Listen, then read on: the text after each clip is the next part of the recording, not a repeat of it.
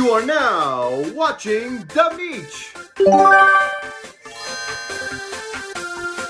I recently played the Super Mario Bros. Wonder demo. To say I love the game would be an understatement. And October 20th needs to hurry up! If you haven't checked it out, I did a full video showcasing my thoughts on Super Mario Bros. Wonder, as well as a discussion with T&D, who also played the demo. I loved nearly everything that I played, but the thing is, there's one aspect of the game that prevents it from being near perfection, and many feel the same way. The fact that Yoshi is designated to an easy mode character. Ever since New Super Mario Bros. Wii with the Super Guide, Nintendo has been putting these easy modes into their games, and honestly, I have never been a fan. We're talking about things like the white Tanooki Suit, smart steering in Mario Kart, Nabbit and Yoshi being invincible, and other similar modes. I expect Pokemon to be a heated topic, considering Pokemon fanboys are so desperate to defend Scarlet and Violet that they'll say, "If you ignored the game, then it's amazing!" But Pokemon has the element of deep-rooted nostalgia and has impacted fans greatly, so it does make sense why Pokemon can get quite polarizing to discuss. Might also have that magic goo that prevents it from being criticized.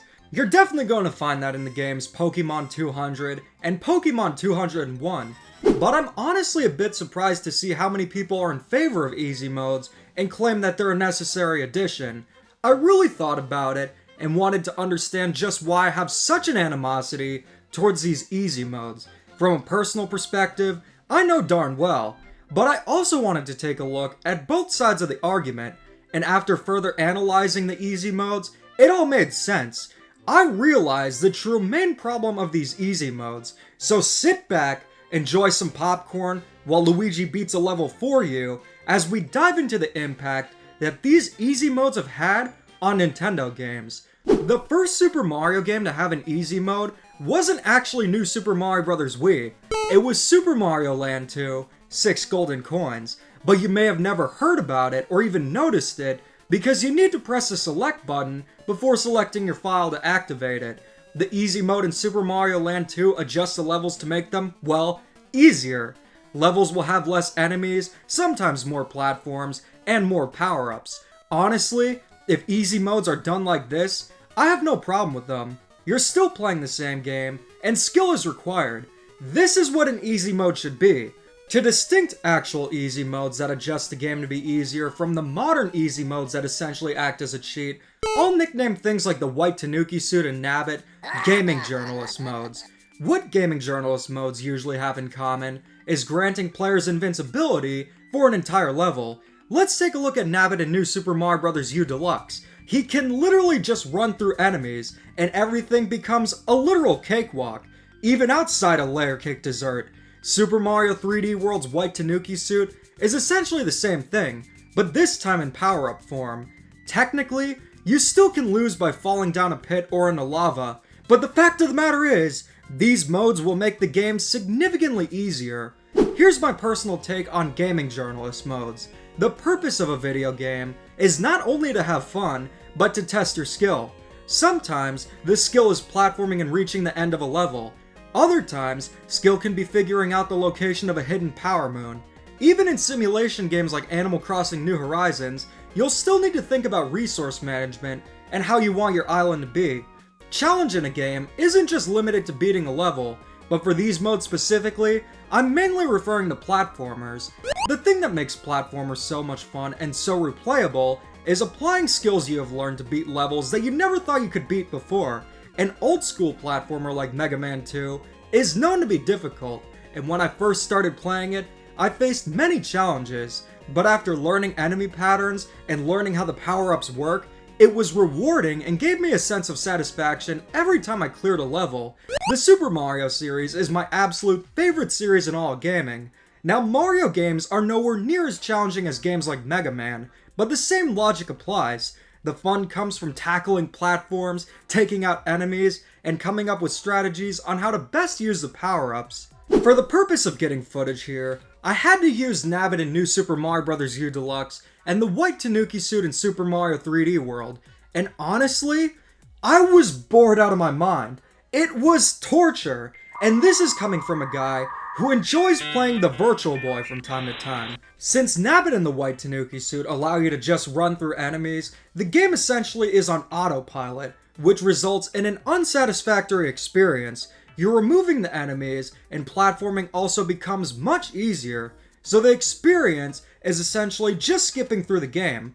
I don't understand why someone would get a game and would actively pursue using modes like this, because it's essentially like not playing the game at all. My stance, if you're bad at a game, you should lose, and once you get good, it's going to feel that much more rewarding. But here's the thing, these gaming journalist modes are optional. You don't have to use them, and I never do, outside of for footage. Heck, you can't even get shiny stars on your save file if you use them, so there's still a reward for skilled players. I personally would never use them, but I understand others might want to play a game differently. Maybe there's just a really hard level you just can't clear and need some assistance with. Or maybe you just like playing the game with Nabbit's invincibility. Someone playing as Nabbit on their own time isn't going to impact my experience. Yeah, you bet I'm gonna choose a la Gold and beat the game as Miyamoto intended. You're not robbing me out of my experience, because if you cheat with Nabbit or the white Tanooki Suit, you're only robbing yourself out of an experience. There's also the common argument that Mario games and Nintendo games are for kids, and whenever I criticize these modes, I'm constantly met with, "Kids play Mario games! You're insulting kids' games! It's just a kids' game!" Where do I even begin? Yes, Mario games are for kids, and guess what? They always have been, but all of a sudden, kids nowadays can't handle Mario games and need something like Nabbit. Perhaps us Yankees weren't skilled enough to handle the real Super Mario Bros. 2, but new Super Mario Bros. U? You gotta be joking. It's the same problem I have with people defending bad games, claiming, "It's a kids' game, stop whining!" Specifically Pokemon yet again. Ironically, the ones who say, "It's a kids' game, stop whining!" Maybe I should clap back with, "It's a kid's game, why are you enjoying it?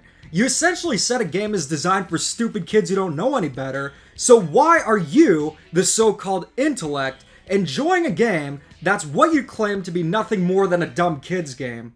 Do you remember back when you were a kid? You don't remember knowing that some games were just bad? You couldn't tell if a game was shovelware? Sure, critical thinking skills aren't fully developed, but kids will know if a game is bad.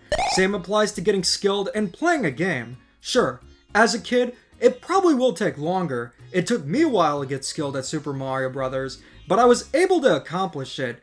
And look at what kids are playing. Fortnite, Call of Duty, competitive multiplayer games that literally won't allow for easy modes, and especially cheating. The "it's a kid's game" rebuttal lacks any nuance, and it implies kids cannot see if a game is bad, or they simply can't play games, which both are false, and all you gotta do is remember back to when you were a kid. Going back to gaming journalist modes, I understand they're optional, and I can see how some might want to play games differently, and after fully analyzing them, I realize why I have such an animosity towards them. It's because Nintendo implements them horribly into their games.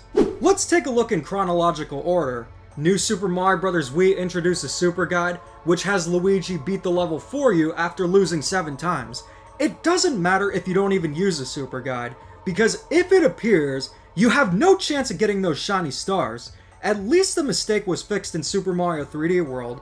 Just don't use the white Tanooki Suit, and your shiny stars are safe. And if you do, just clear the level normally to get them back.